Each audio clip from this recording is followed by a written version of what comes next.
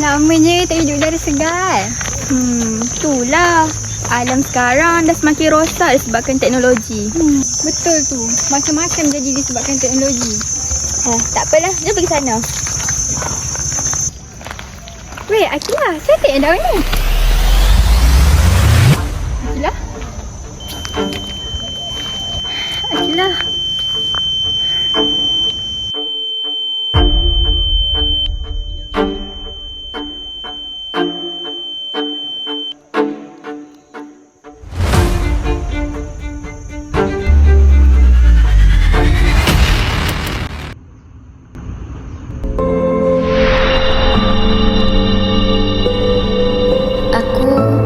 Masa depan. Jika kau dengar ini, maka masih ada peluang.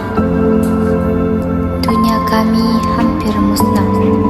Langit tidak biru, hutan tinggal debu, laut penuh racun, dan teknologi tidak mampu menyelamatkan kami.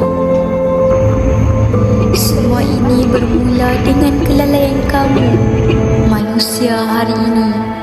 Kamu bakar hutan, buang plastik ke sungai, abaikan sains dan teknologi, leka dengan kemewahan yang tak kekal.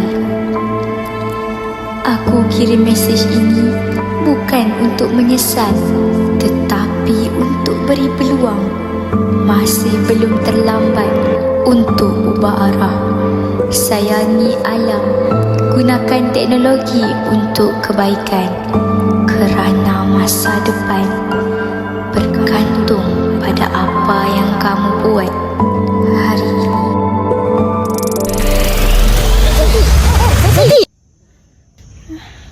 Kenapa kau kat sini?